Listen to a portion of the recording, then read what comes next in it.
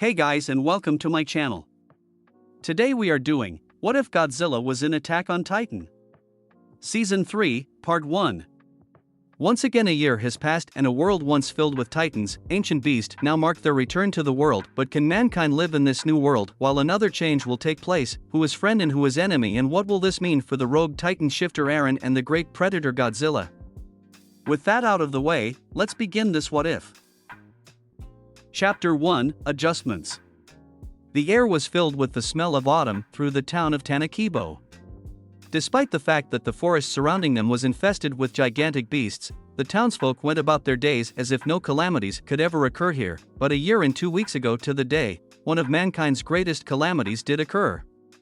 This town was the site of the titanic battle between the great predator and the crystal titan. Historians behind the walls declared it a pivotal moment in human development. While the residents went by laboring and shopping, one soul was doing labor of a different sort. In the meditation grounds, just behind the Temple of Deliverance, a young man sat perfectly still. This was Eren Yeager. He sat in a meditation stance with his eyelids twitching in frustration. All he could see was that same moment over and over. It was the day his mother died. Again and again, he saw the smiling titan tear her body in two with its hideous jaws. He couldn't handle it anymore. Just as he was about to lash out in anger, a hand touched his shoulder. This slowly brought him back. The hand belonged to Miki Sagusa.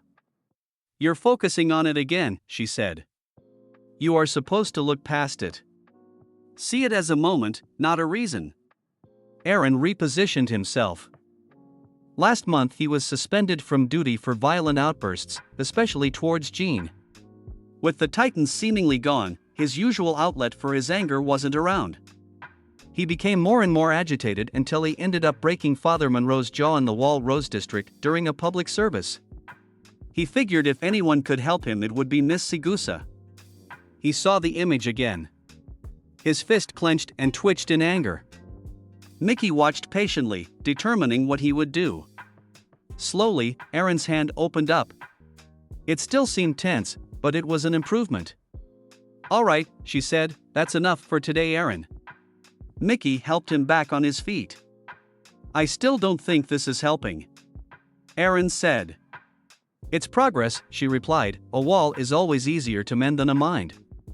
Can't you just use your powers to think these memories out of my head?"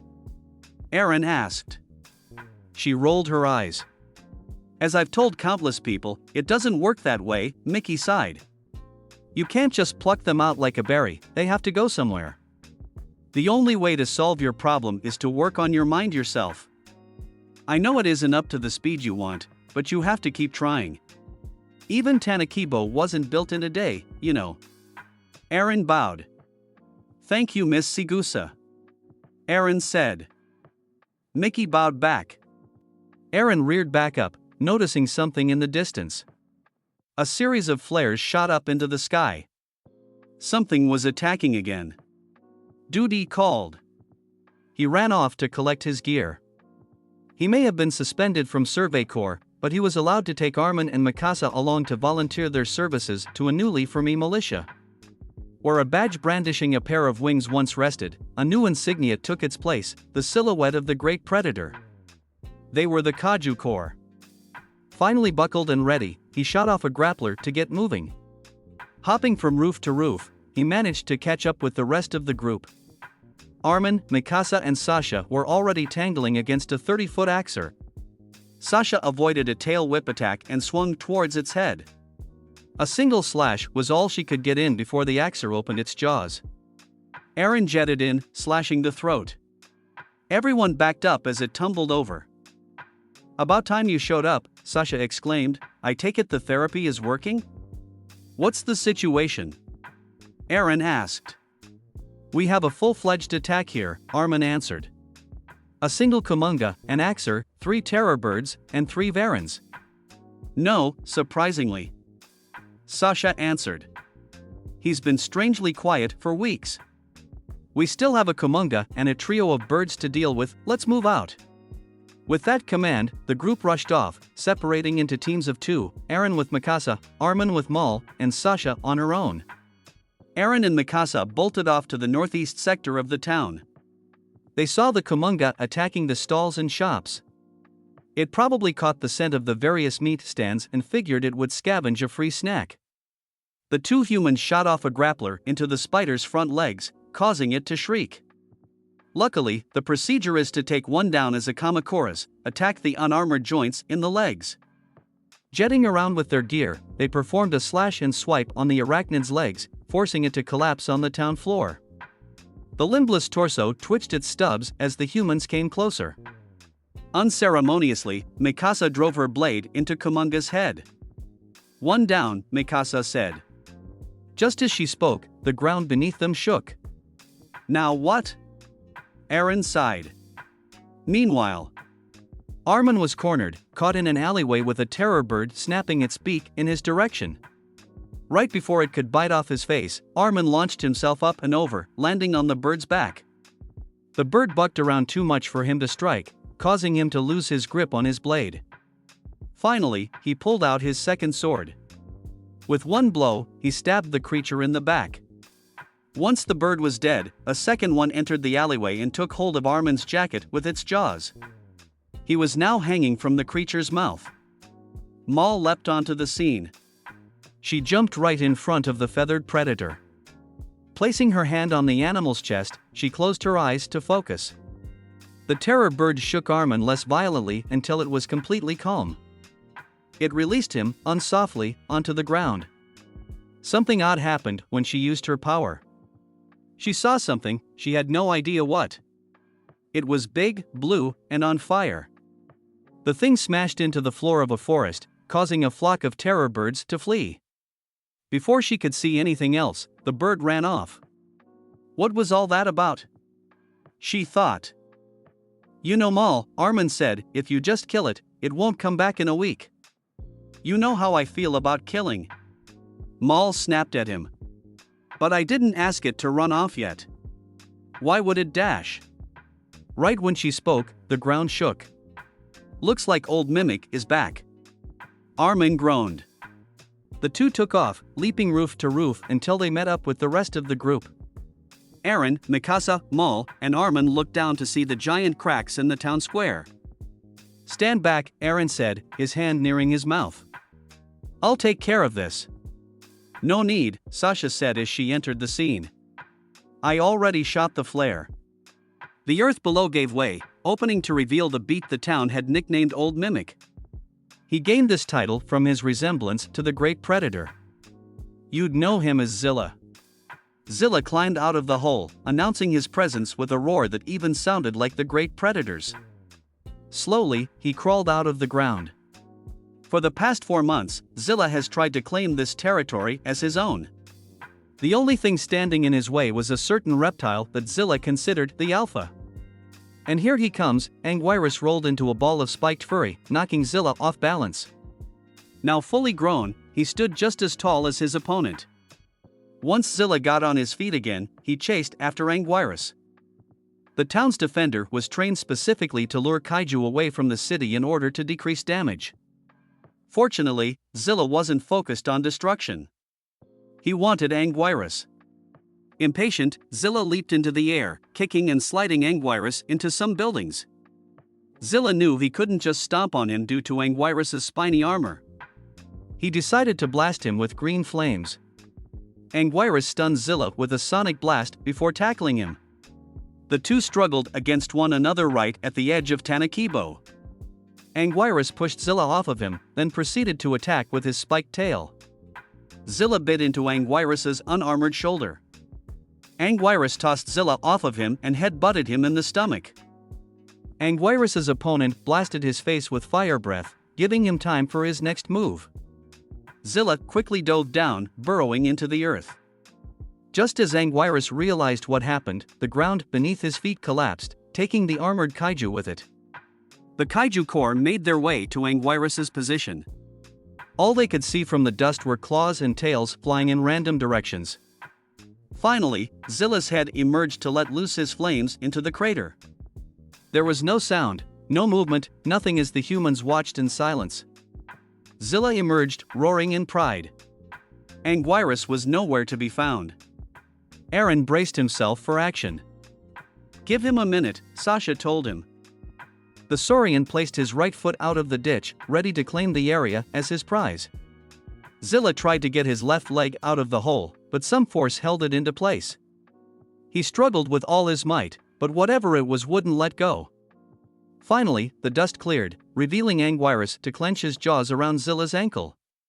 Zilla tried everything to get him off: flames, tail whips, punching, nothing made him give. Zilla grabbed onto Anguirus's neck, attempting to pry him off. Anguirus was anticipating this. Anguirus unclamped his jaws only to latch onto Zilla's forearm. Zilla pushed and pushed, but Anguirus wouldn't budge. Anguirus grabbed the rest of Zilla's arm with his hands. With one long shove, Anguirus managed to tear Zilla's arm right out of its socket. As Zilla cried out in pain, Anguirus punched him in the face. With one last headbutt, Anguirus flung Zilla into the distance. Zilla struggled to get up, seeing his opponent staring him down. He had no choice but to retreat into the forest. Anguirus roared as Zilla limped back into the forest. The humans cheered along with him. "That's my boy," Sasha said quietly to herself. Just 50 yards away, a trio of teenagers stood behind the trees, out of sight from the town and the retreating kaiju. In front of them was a familiar face. Reiner turned to face the teens, staring at them as a coach would to his disappointing team. "You all saw that, right?" Reiner asked the boys. "They just took out some of the toughest brutes this forest has to offer like it was nothing. You still think you're ready?" The brown-haired boy stepped forward. No, sir," he quivered. I want question you again." "Sir, I still think we can take them," the red-headed boy said smugly. He leaned his back to the tree behind him as he held a tree frog by its hind leg. He seemed to enjoy watching it squirm. The last teen, one with green hair, walked up to Reiner's right. "They are small and weak," he hissed. "They won't be a problem once we change and squish them. Just let me go in there right now and I'll show you." Reiner rolled his eyes and pulled out his knife. Before the green-haired boy knew what hit him, Reiner took hold of his arm and pinned the boy to the tree with his back facing Reiner. This caught everyone's attention. Slowly, Reiner brought the blade up, softly rubbing the back of the boy's neck. "Feel that?" Reiner said, "When you change, this is your weak spot. The humans know this. They've been trained to take on titans long before they learned how to take down monsters. If you go in without a plan..." The green-haired boy shuddered, understanding Reiner's point. Reiner threw him onto the ground as he put the knife away. "Besides," Reiner said, "we won't be attacking Tanakibo just yet. Our first stop is within the walls. We need to get Annie back if we are to stand a chance. Am I clear?" "Yes, sir," the three said in unison. "All right everyone," Reiner continued, "break's over. This time we train in Sector 3. The teenagers groaned.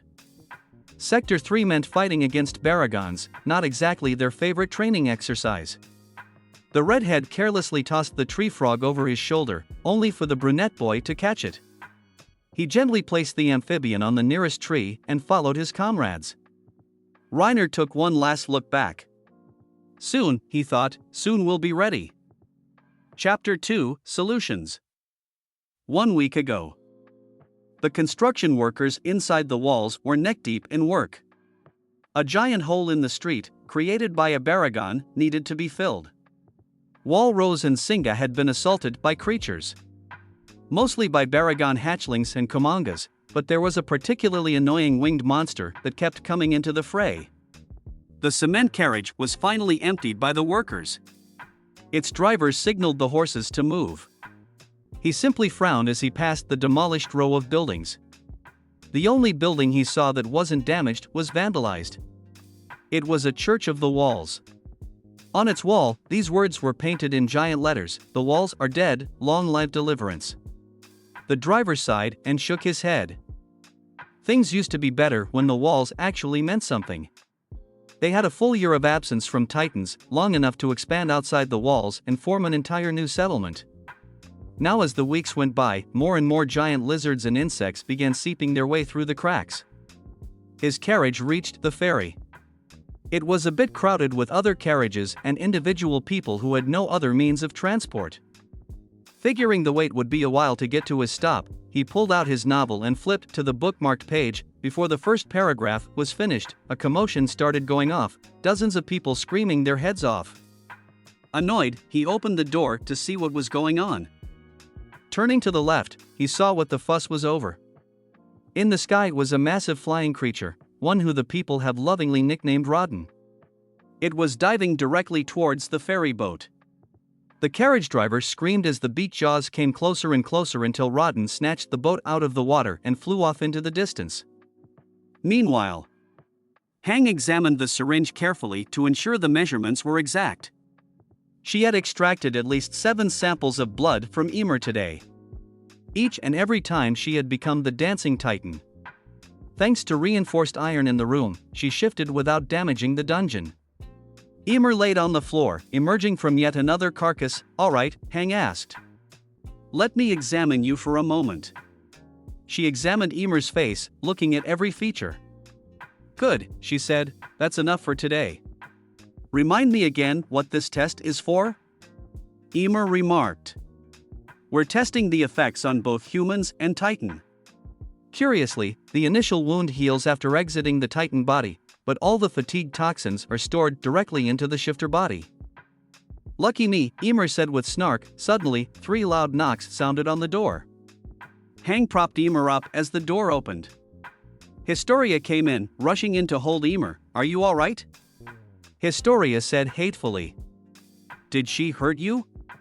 "Relax," she answered. "It was just a test." "I was afraid of what they would do to you here," Historia continued. "I was scared you'd end up just Annie." "Just look at you, you're Dash." "I am fine, Historia," she answered. "This is what we all agreed to. You're the one who allowed all this. That's why I worry so much." "Don't worry about me," Ymir said. "You have the rest of humanity to guide and rule over." I'm not sure if I'm doing too well," Historia cried. "Society hasn't fallen apart yet," Ymir said. "So far so good then." The two held each other in silence for a full minute. Ymir was about to speak when one of Historia's servants came rushing into the room. "My lady," he said. "They have assembled. Everyone is waiting for you in the council chamber." The young monarch sighed. "Tell them I'm on my way." "As you wish," the servant said as he bowed. "Wish me luck," Historia said. "All I can give," Ymir smiled. 2 minutes later, she reached the doors. Her servants opened them, revealing a large council chamber, filled with military leaders and politicians. Each rose from their seats as she walked to her throne in the top row, sandwiched between 2 heavily armed guards. She sat, all others falling asleep. Clearing her throat, she began. "I would like to thank you all for taking the time to assemble here. I understand that now is a difficult time for most of us, especially for the military factions. We all understand the dilemma with the creatures." "Dilemma is an understatement," one politician spoke up. "Over the course of a month, a third of the Walsinga districts have been completely destroyed. It's a bit ironic," Commander Pixis said. "These kaiju have become more of a problem than the Titans ever were." "At least they couldn't fly," another politician remarked. Historia's nerves were beginning to catch up to her. Everyone started listing events caused by the kaiju, making her a bit overwhelmed. She raised her hand, silencing the chamber. "Now then," she said, trying to keep calm. "What we need to do is collaborate on a solution to the crisis." Using the dash suddenly, the doors slammed open, revealing a rather angry Father Monroe storming inwards. "There is definitely a crisis on our hands," he shouted. "A degradation of humanity." "Who the hell let him in here?" one of the seated officials cried out. One of the door guards walked in, holding his stomach. "My apologies, Your Majesty," he said in a groan. "He demanded entrance and upper-handed us, and I should have been invited to this meeting in the first place." Monroe grumbled. "Father Monroe!" Historia yelled. "I hope you have a good reason for barging into this conference." "As a matter of fact, I do. he answered. In case you haven't noticed, churches throughout the walls have been desecrated. It is the work of those lizard-worshipping heathens. You interrupt a governmental senate for that, someone shouted. A string of vandalism? Can't you see the connections? Monroe continued. Those blasphemers already control one giant beast, who's to say they aren't controlling the rest of them? Perhaps they are unleashing them upon us to convert us. That line was what started the fireworks. The entire chamber became a storm of arguments and debates among each other. Some of them were calling for the lynching of the new religion. Others were shouting obscenities towards the other side. Historia could no longer take the pressure. She lifted the gaffeld and slammed it on the desk, shocking everyone into silence. Father Monroe, she said sternly. I understand and sympathize with your situation. But right now we have a bigger problem, people dying and our cities being demolished. I agree that vandalism of a church is a crime, but not as much as interrupting a senate. I suggest you leave before I have you arrested. The two door guards walked up to him to take him away. He growled as he shrugged them off, deciding to leave under his own power. He could at least save his dignity that way. Historia held her hand to her face. She felt like this whole issue was turning everyone against each other before they even started collaborating. My lady, Nildoke said as he rose. If I may, I believe the pastor just gave us an idea. In his own way, of course. The queen uncovered her face. And what are you suggesting? She said, as Monroe pointed out, Tanakibo's defensive squad has handled the kaiju fairly often. Hell, they even have one among their ranks. Perhaps it's best to get some pointers from the experts. I agree with your proposal, she said. And I think it's something I can arrange. Tanakibo, present day. Just outside the walls of the city, another kaiju had emerged from the forest, Gorosaurus. This animal was different from the others that lived in this area. Instead of invading the human dwelling, he would lay in wait. Once the humans drove the other creatures out, he would pounce on the retreating animals and eat them instead. Due to this, the townsfolk paid him no mind. As Gorosaurus fed on the carcass of a komanga, a carriage containing Maul and Mickey. They stepped out and walked within a safe distance from the allosaur. Are you sure I can do this? Maul asked. This one doesn't show any aggression against humans, Mickey said. He's the perfect test candidate. You don't think Anguirus is going to be the only effective defense against these creatures, do you? I suppose you're right. Maul said. Maul closed her eyes, ready to begin. She remained still and focused her mind on the giant reptile. Gorosaurus's eating slowed until he lifted his head. Slowly, his left foot raised. One after the other, he moved closer and closer to Maul. Finally, he was close enough. He bowed his head, his snout right in front of her. Maul raised her hand, ready to touch his scaly nose. But as she opened her eyes, something went wrong. Something startled Gorosaurus enough to flee. When she turned around, she saw Armin riding in on a Survey Corps horse. Armin? Mickey said. What's wrong? Besides the bonding test you just interrupted? Maul snapped. We just got a message from the walls. He answered. There have been a string of kaiju attacks. What do they want from us then? Maul asked. To point it simply, they need us. Chapter 3, Coordination.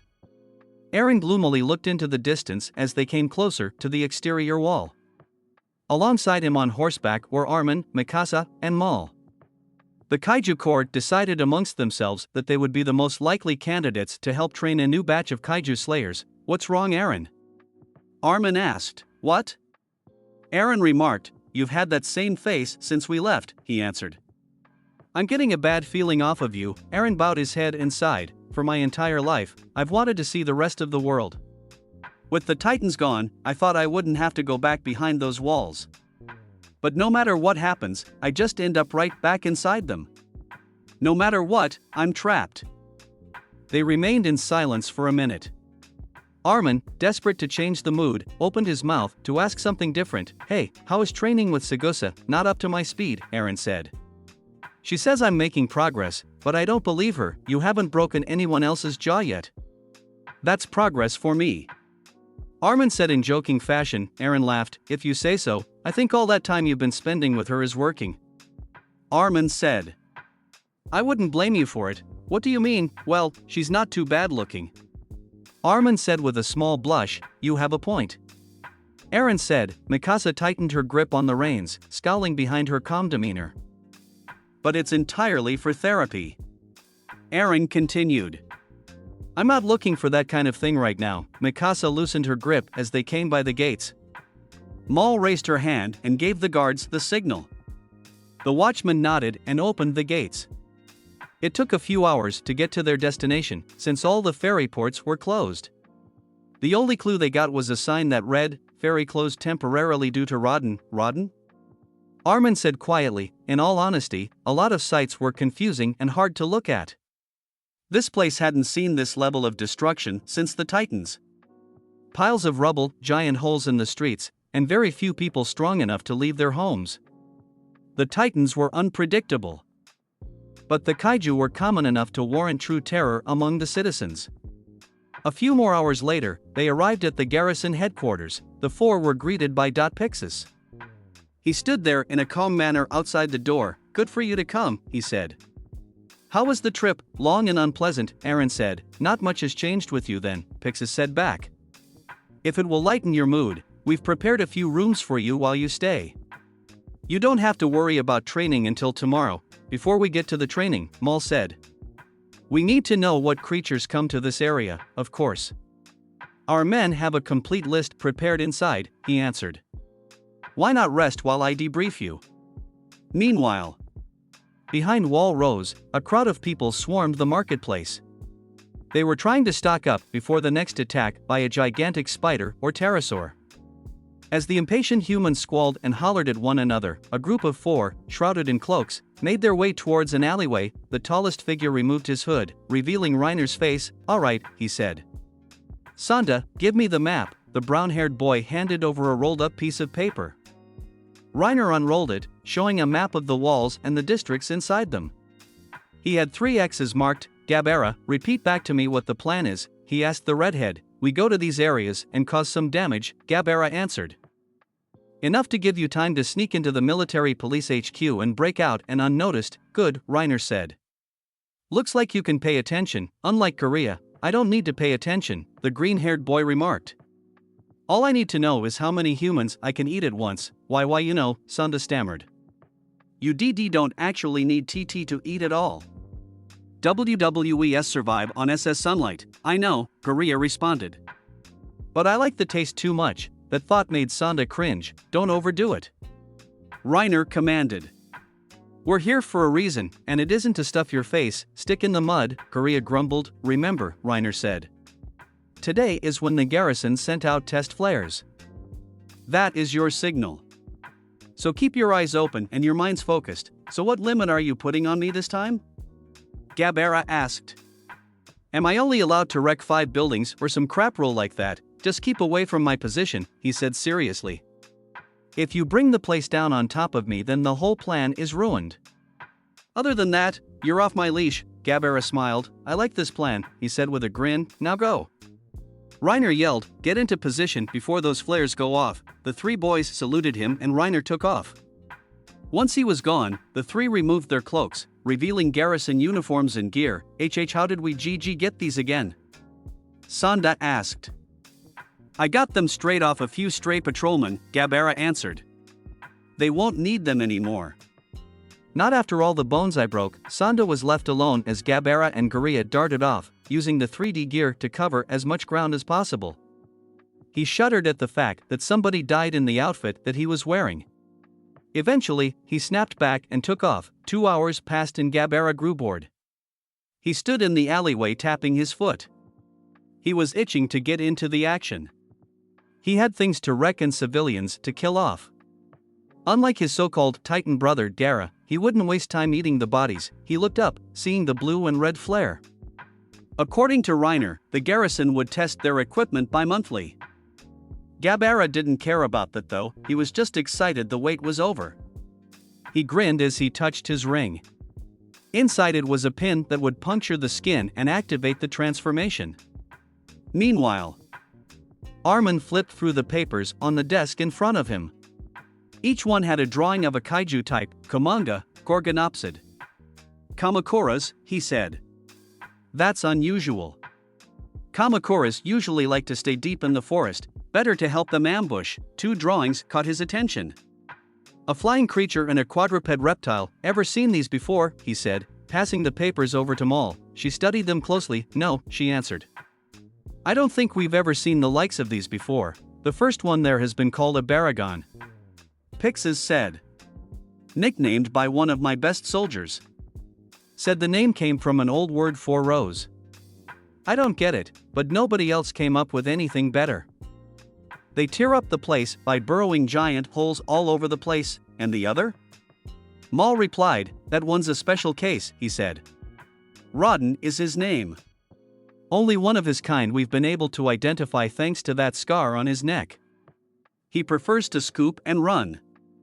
Can't say I blame him, with so many monsters taking up residence it would be foolish to stay for too long. We'll need more field data on those 2 before we make countermeasures, Mikasa said.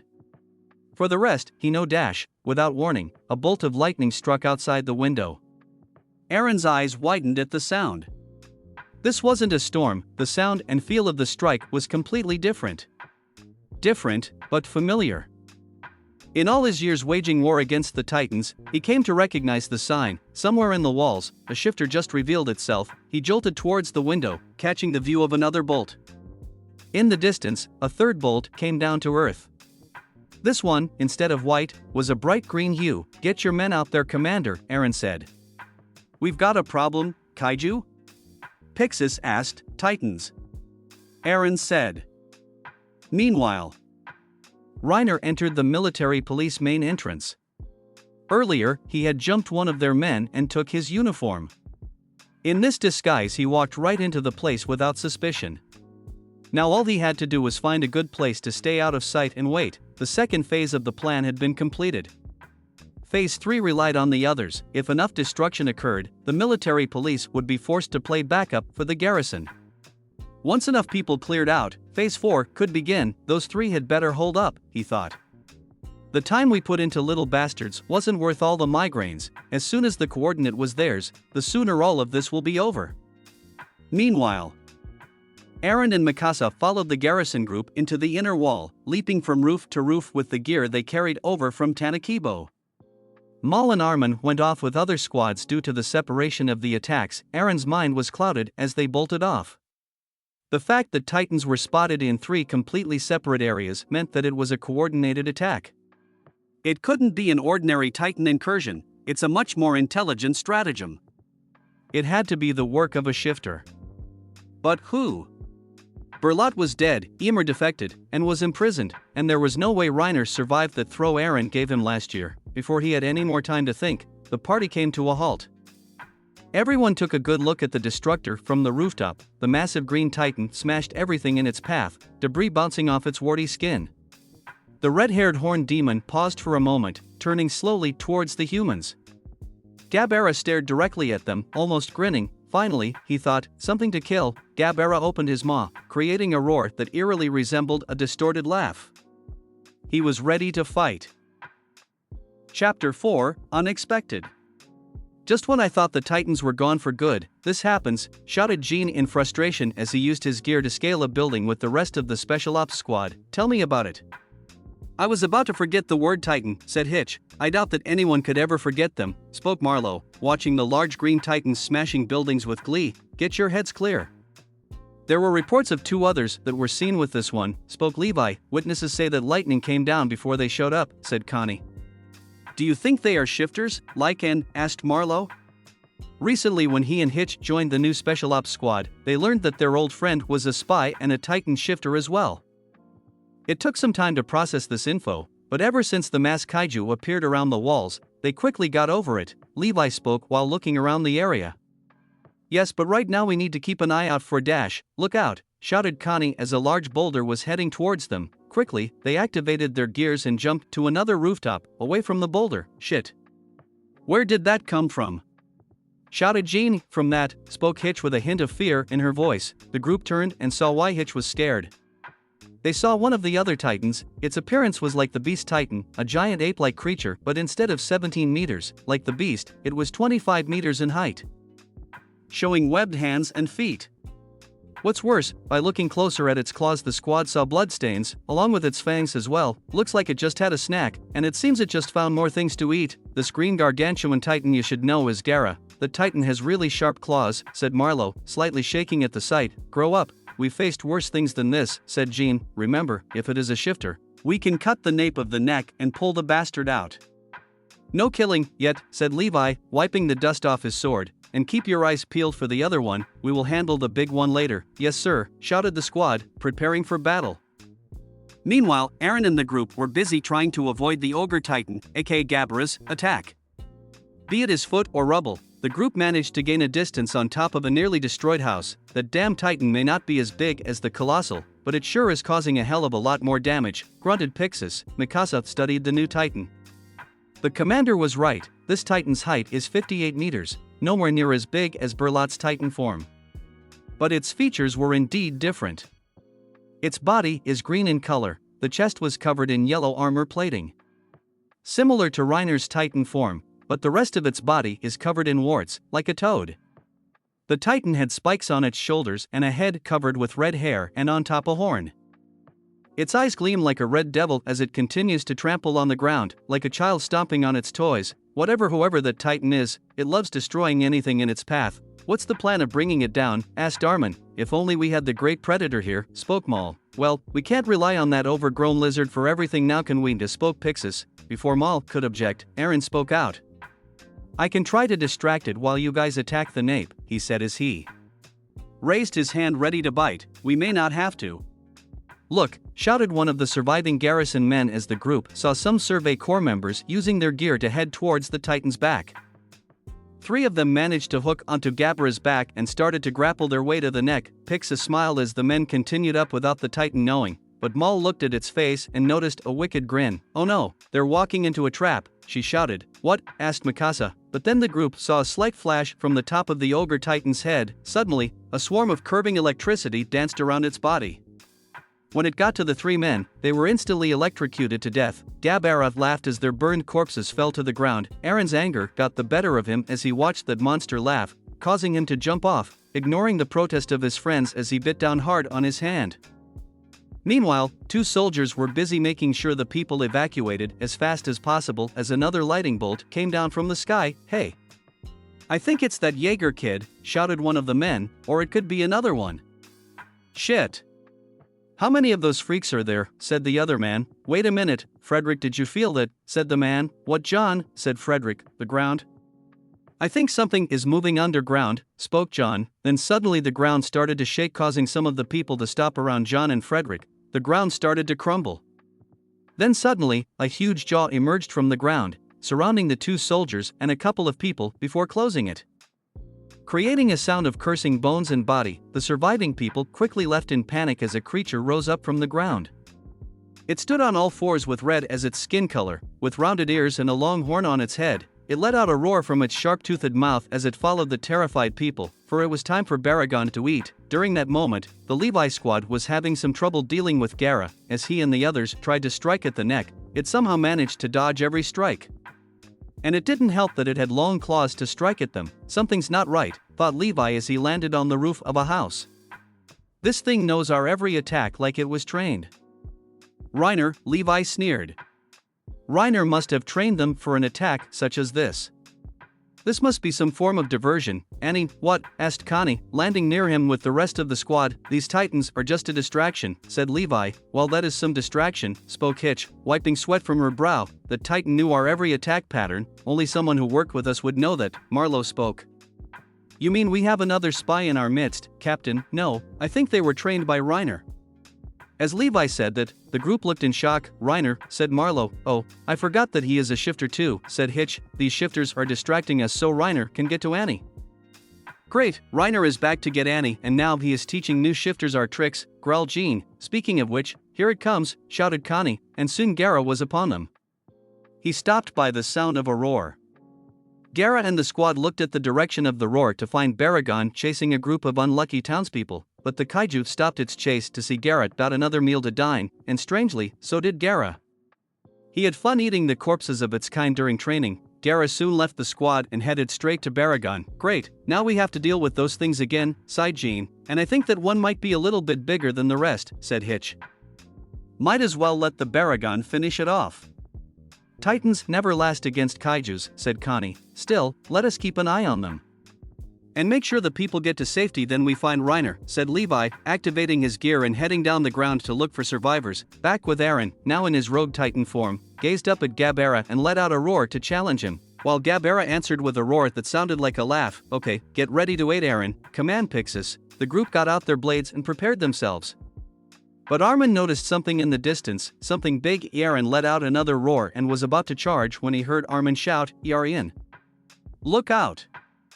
But it was too late. A huge brown figure rammed into him and held him tight to its chest. When the dust cleared, the brown figure revealed to be a titan, similar to the beast titan but more bulky. You may know him as Sandra. Aaron tried to break free, but the brown gargantuan titan's grip was very strong.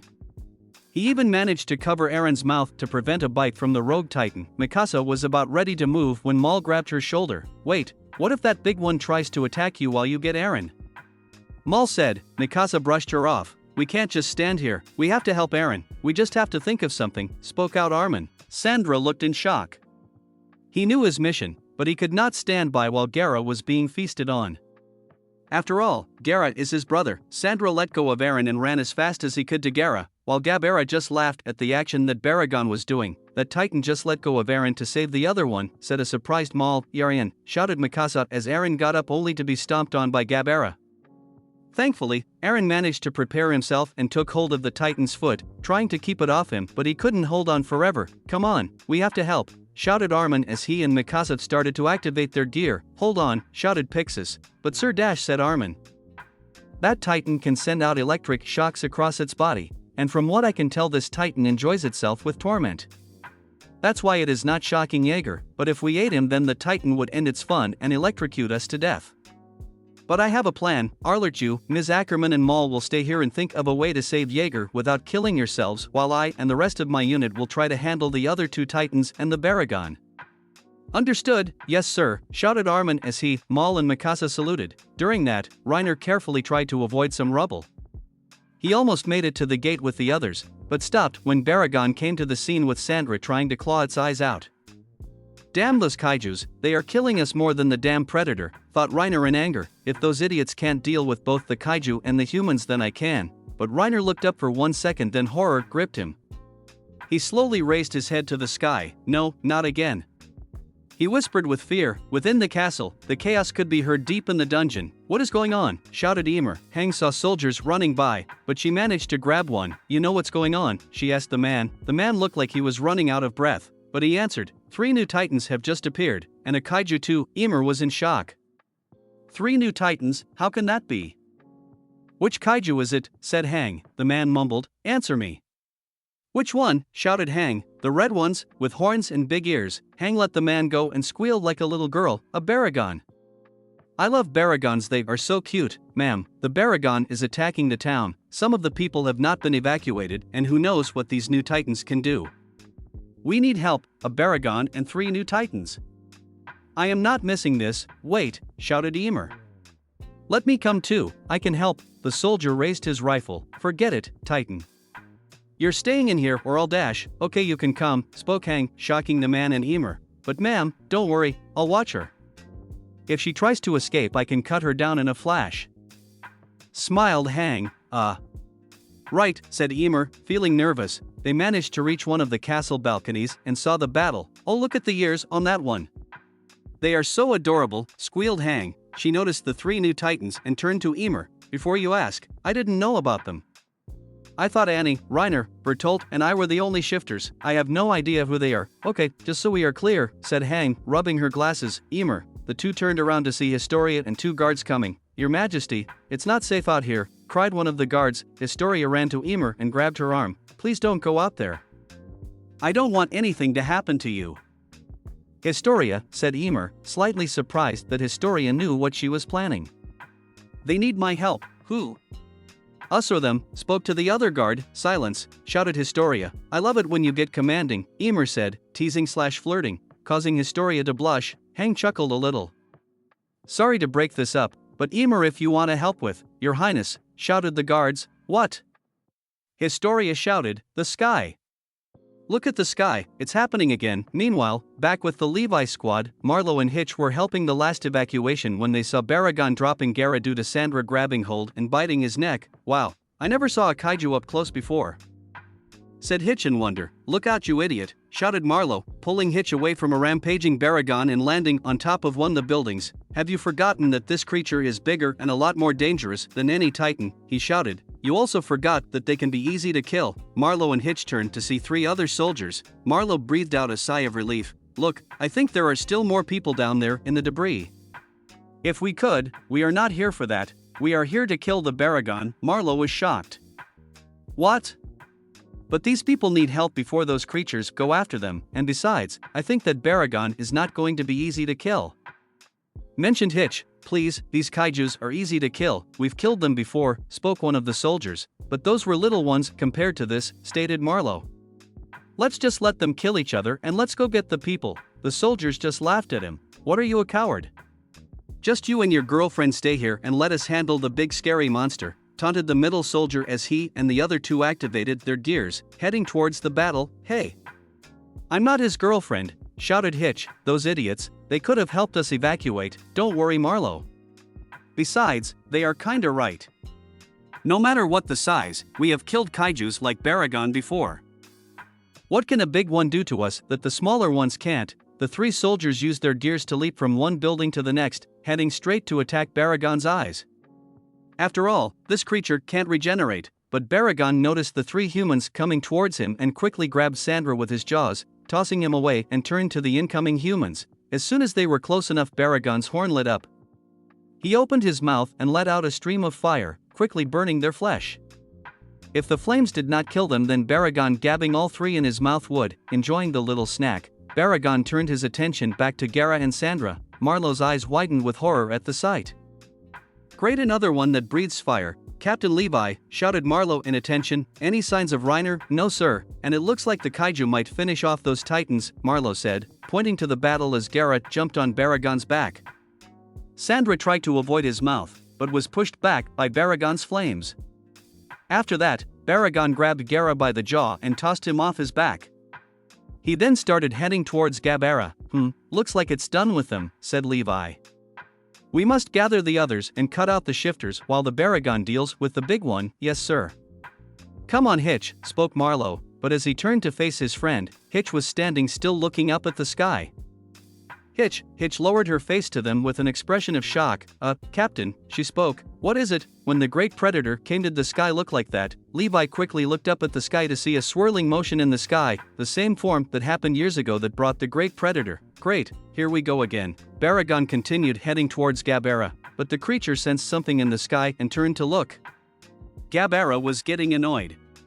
Reiner was not kidding when he said Eren would be hard to kill.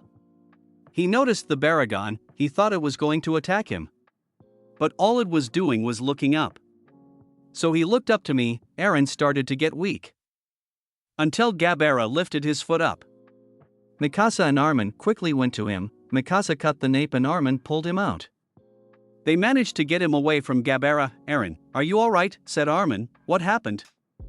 What's going on? Said Eren, his muscles feeling weak. Maul came to them. Guys, look at the sky. Deliverance has answered our prayers. The others looked up and saw the motion in the clouds and the black hole. The same moment that brought the great predator to their world is happening again. Before any of them could speak, a bright light shines out, making all who were seeing this cover their eyes. For what seemed like an hour, the light died down. Eren uncovered his eyes, and what he saw shocked him to no end. What the hell? Spoke Levi. What is happening to our world? Whispered Historia. Baragon let out a growl. Up above, floating in the air above the walls, a giant silver plate-like object. The bottom of the plate has ridges, like folded-up spider legs. The sides on it shone like a rainbow. Nobody moved, human or Titan. All they did was stare at this strange object in the sky. Well, all but one. Baragon let out a roaring challenge over the object as it stood on two legs. The object's rainbow sides suddenly turned completely red, and a beam let loose from the object and completely covered the kaiju. When it died down, all that stood on the Baragon was a skeleton collapsing on the ground. Aaron's eyes widened at the amazing power. Reiner could not believe what he saw. That fire could be as strong as the great predator, if not greater. Gabara suddenly felt terrified and took a step back.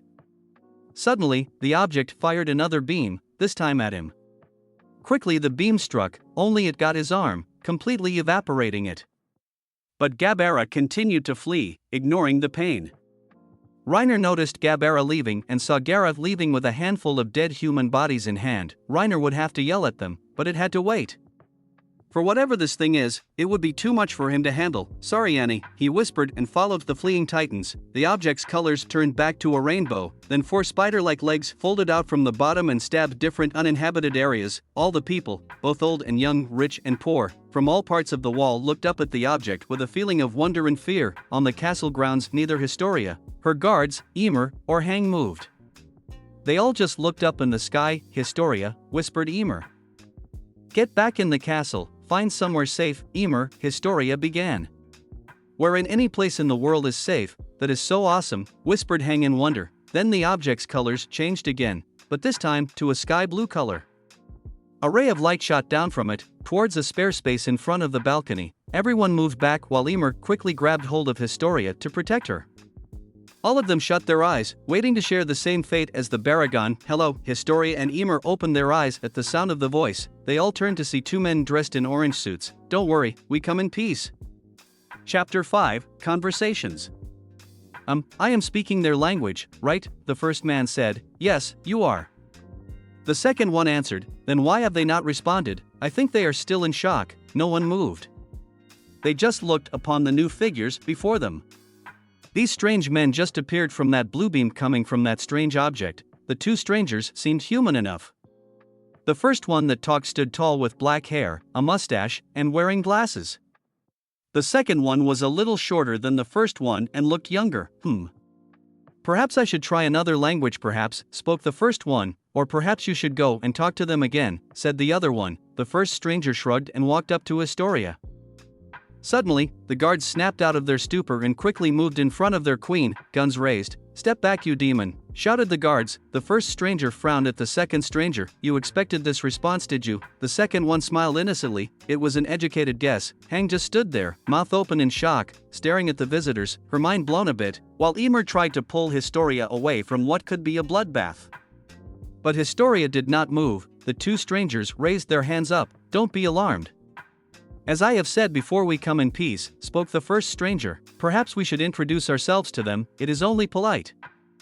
Said the second stranger. Of course, sorry about that. My name is Kubota and my young friend here is Fumio. Don't move demons, or we'll shoot you both, shouted one of the guards, trembling with fear at the strangers. Guards, lower your weapons. Everyone turned to Historia. But, Your Highness, I said lower your weapons. Historia said with a commanding voice. The guards nervously put their guns down. Historia, ignoring Emer's protest, walked towards the strangers in a royal manner, but still feeling a bit scared about them. Historia gulped, but her face was still regal as she spoke. I am Historia, queen of the people within the walls. Kubota and Fumio both bowed in respect to Historia. Your Majesty, it is an honor, they both said. Tell me, what are you? Historia asked. You look human, but you came from the sky in that silver object. Well, Your Majesty, Fumio started. My friend and I are not human, even if we look like it. We are what you would call aliens. Hank's face was getting cramped from all this, jaw dropped, but she was too amazed to even care. Aliens? Historia asked. Yes, from another planet, another world you might say, said Fumio. Perhaps we should not discuss that. They are a bit primitive, they may not understand, spoke Kubota. Historia frowned. They are talking as if they are not here, so she has to make them see that they somewhat understand. You come from another world, different from ours, and you wish to speak of peace. Right? Fumio smiled. Yes, Your Majesty. See Kubota, they are not as primitive as you have said, but how can I be sure?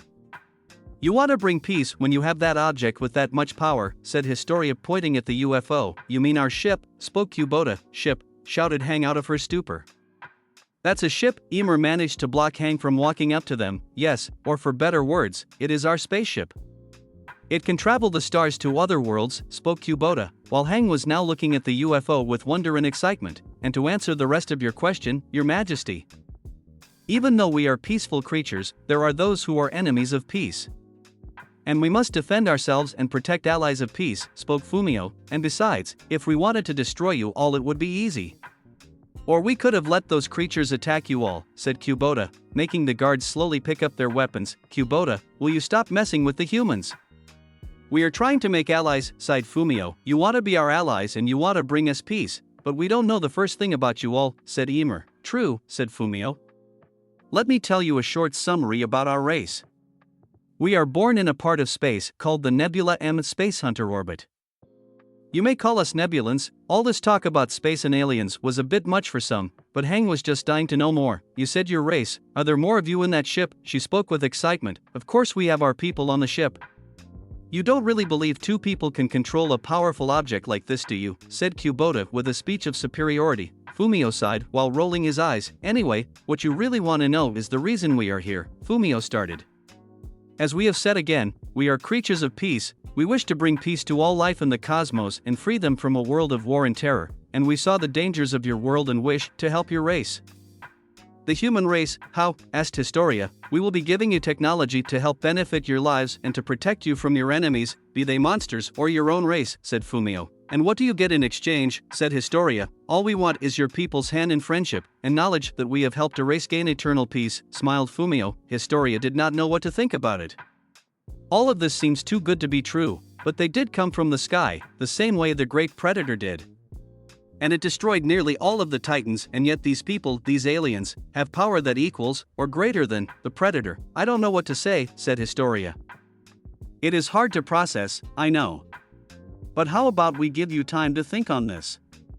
And how will your people feel about this, said Fumio. We will give you 5 hours, that will be enough time. When the hour is up, meet us outside your palace and tell us your decision, said Kubota with a smile. Then suddenly, the UFO's sides turned blue again and sent a ray of light towards Fumio and Kubota.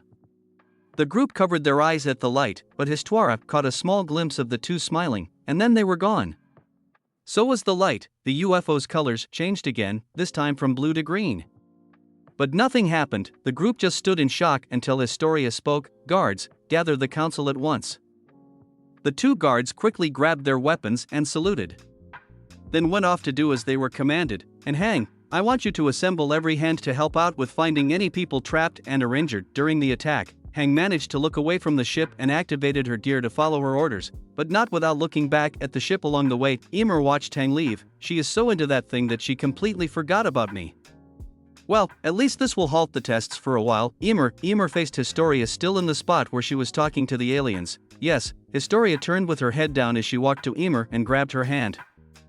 Emer widened her eyes as she saw Historia shaking. Please stay with me until the council is assembled. I really need a friend right now, said Historia trembling. Emer smiled and hugged her. Whatever you say, Your Majesty. Back with Aaron and company, they had not moved from their spots. During that moment they just stared at the UFO until Maul broke the silence. I didn't expect that. What is that? Asked Armin with shock. I don't know, said Maul. I thought you were an expert on deliverance, said Mikasa. Look, I don't know what deliverance was sent to us. I don't have all the answers, said Maul, getting angry. Enough, shouted Levi as he, Jean, and Connie came down towards them. We've got a lot of work to do. Do you guys know what happened at the castle? Asked Armin. All we know is that Hang was saying something about two strange humans appearing from that thing, and Historia orders us to help the civilians, said Connie. What do you mean strange humans? Said Maul. I don't know, but Historia is calling a meeting of the council about this whole thing, something about them promising to help the human race, said Jean. Levi noticed Aaron, still looking at the UFO unmoving, with a face filled with shock. Jaeger. Levi said, but Aaron did not respond until Levi punched him in the face. Mikasa was about to attack Levi, but Jean and Armin pulled her back. Awake, Jaeger? Aaron shocks his head finally out of his daze of shock. What is that thing? Aaron said, pointing at the UFO. Question of the day, sighed Levi, but right now we have orders to gather up the wounded. Now let's move. Levi then motioned Jean and Connie to follow him, while Aaron, giving one more look at the UFO, decided to follow them with Mikasa and Armin to follow. Maul was about to go with them when she heard a groan. It was faint, but she heard it. Maul followed the source of the sound and stopped when she saw a steaming Titan corpse on the ground. Must be one of the new Titans. It must have gotten hit by whatever that metal thing used, she thought. Then Maul saw a figure climbing out the rubble near the Titan body. She walked up to it. It was a boy around her age, who freaked out when he saw her. Please don't kill me. Please, whoa. It's okay, the Titan is dead. No one's going to hurt you, Maul said in a soft voice. The boy opened his eyes and saw the body slowly disintegrate. He started to breathe slowly. Now, are you hurt? Said Maul. No, I am fine, the boy stammered while wiping dust off his brown hair. Listen, is your family or friends nearby? Said Maul. No, I am not from the walls, the boy said. He widened his eyes and covered his mouth. Oh, you're from Tanakibo like me, Maul smiled. The boy let out a breath. But I've never seen you around the town, the boy stammered again. I tend to be blend around the CCC crowds. I came here TTT to see how the PPP people within the walls WW would leave. Well, good luck with that. Maybe after today they will stop worshipping those damn bricks, said Maul in anger, but shocked when she noticed the boy sink in fear at her. Sorry about that. My name is Maul, yours. The boy looked down in shame for a while. Then he looked at the damage on the walls where the two Titans escaped from. He gave a small smile to Maul and said, my name is Sandra. 3 hours later, inside the council chamber, talks involving the Nebulans and their promise are still in consideration. While there are others, mainly the Walliest, who are against it during the talks. The Survey Corps, Levi's squad, and Aaron's group arrived during Father Manro's speech. This is a trick. Those demons want to kill us all, and yet those demons, as you called them, managed to drive away the new Titans and kill the adult Baragon, said Commander Pixis. Aaron was getting both bored and annoyed. Father Manro has been trying to preach his opinion on the matter since he got there. Aaron took a look around the chamber, seeing a few of the Survey Corps members since the rest are still helping out with the rubble. They stood near Historia with Emer watching in the back with Jean and Connie watching her. Historia seems to be in deep thought, but was also listening to the conversation/argument. Those demons from the sky will bring only death to us, shouted Manro. They have made a great insult to the walls and we should shut up about those worthless walls. The crowd gasped in shock at the outburst of an old man in the crowd. Even Aaron was shocked. No one in the presence of the Wallist has ever said that about the walls. How dare you speak that way, you blasphemous heathen, shouted Manro. I speak the truth. Those damn walls did absolutely nothing when the Titans attacked those years ago, and they did nothing when the Kaijus appeared. Once more, Titans have passed the walls. The old man shouted. Why must we continue to worship a ton of bricks? He is right, shouted a woman. Those walls you worship so much are not gods. The only real god in this world is the great predator.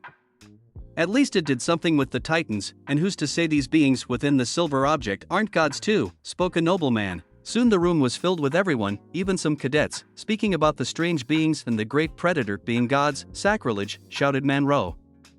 You all speak sacrilege to the walls that keep the human race alive. Well, I hear that your precious walls have a Titan in them, shouted the old man. The whole room was then silenced in shock. Manro's face showed a mixture of shock and fear. Aaron was shocked at this. Ever since his fight with Annie, the Survey Corps discovered a Titan within Wall Sina, and when the church was questioned they all kept quiet, even if it meant death. So it was agreed to keep this a secret with the Corps, but it seems someone found out. Tell me. Do you worship the walls or the Titans? Shouted the old man. Silence, shouted Historia. Once more silence filled the council room and all eyes were on the queen. Historia stood tall in front of the council and spoke loud for all to hear. Walls, Titans, great predator, kaiju, as of today those things don't matter. What we need to decide on is the offer these Nebulans are giving us. If we accept it, then the human race will have more power against both, and yet we know nothing of these people and the mighty power they have. We have only 2 hours to decide, so please, as of right now let us decide on our fate. Soon the council began to debate.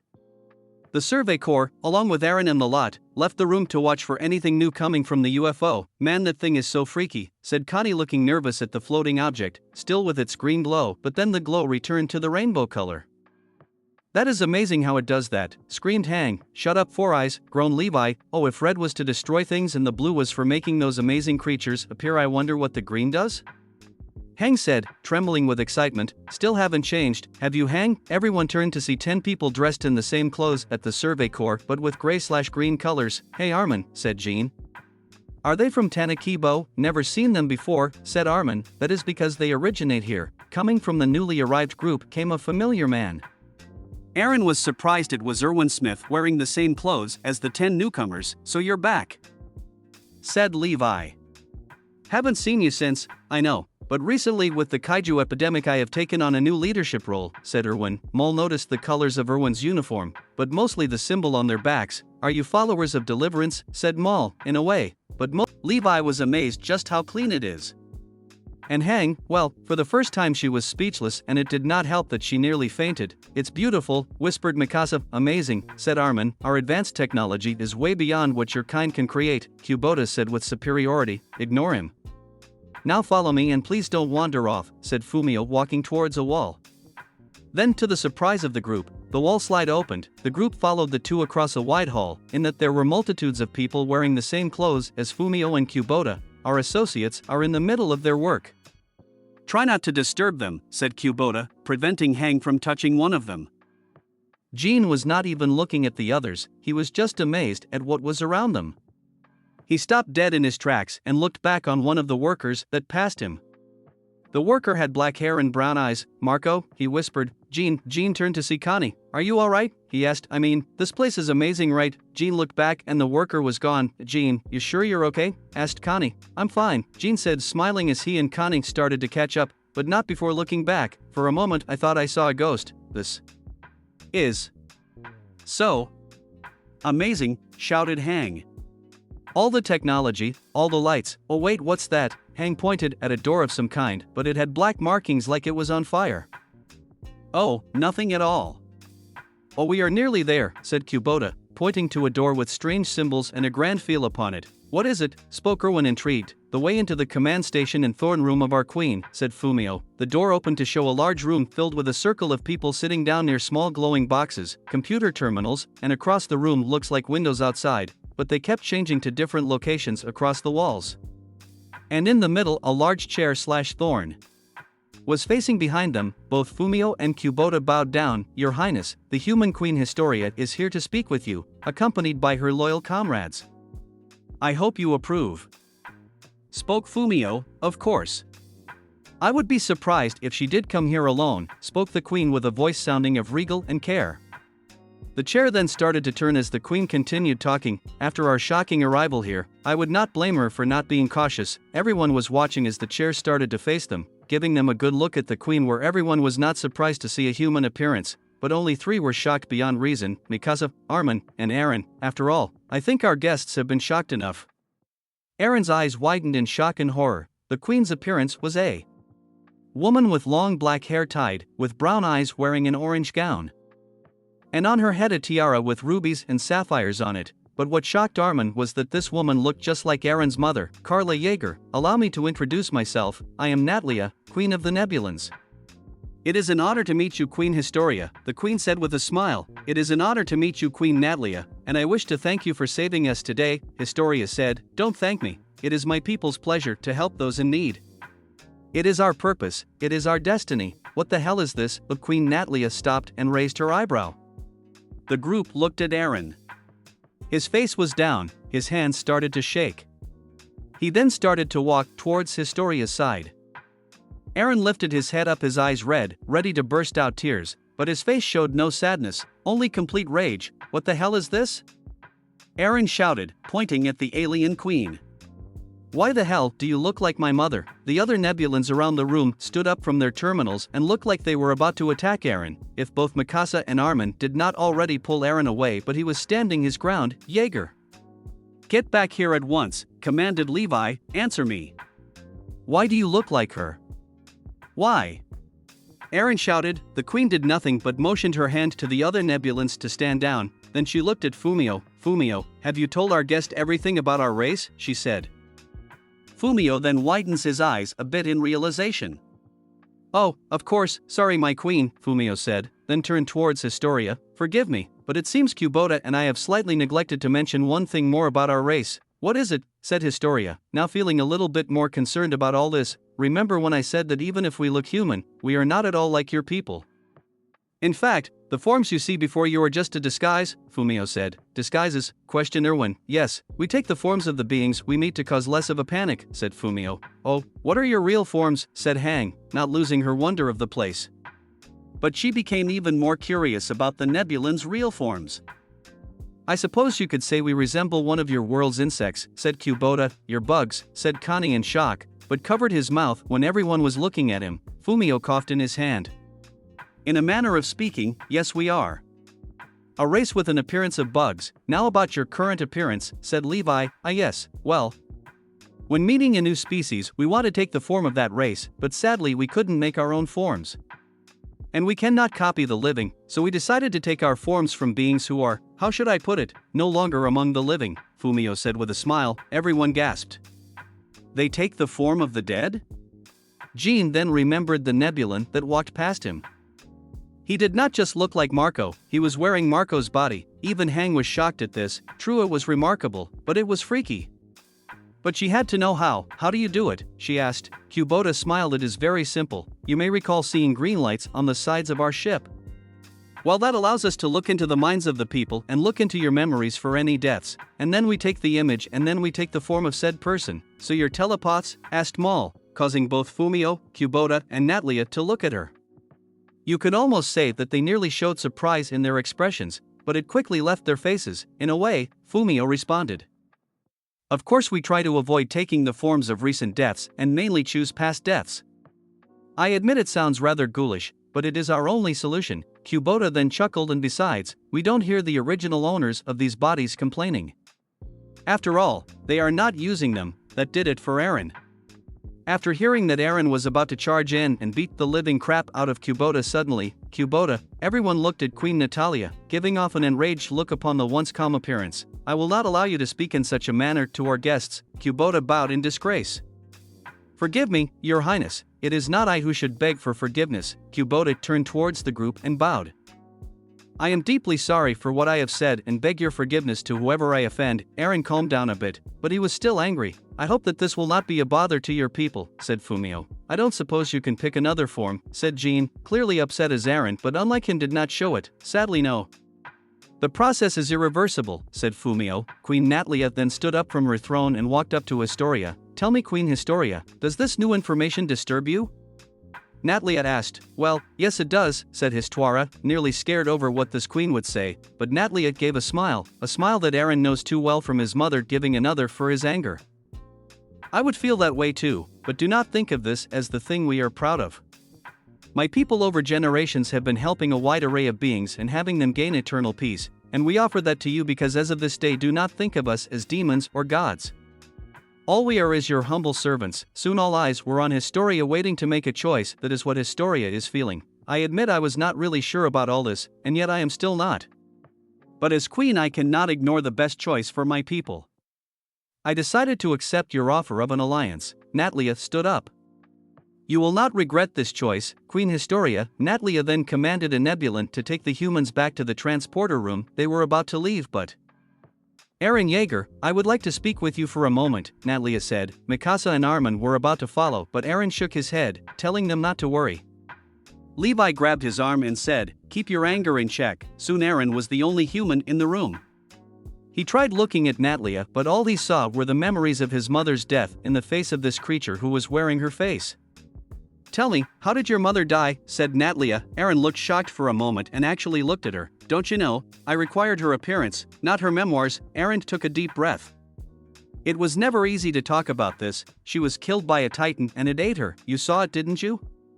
Natlia said. Aaron just looked away, not just from her, but from the memory of that day. I am sorry for bringing up any bad memories, said Natlia, but do not worry, with this alliance, no one will lose anyone they love anymore, smiled Fumio. Thanks, but we already have something to get rid of the titans, said Aaron, trying to avoid looking at Natlia. Ah yes, the great predator, said Kubota.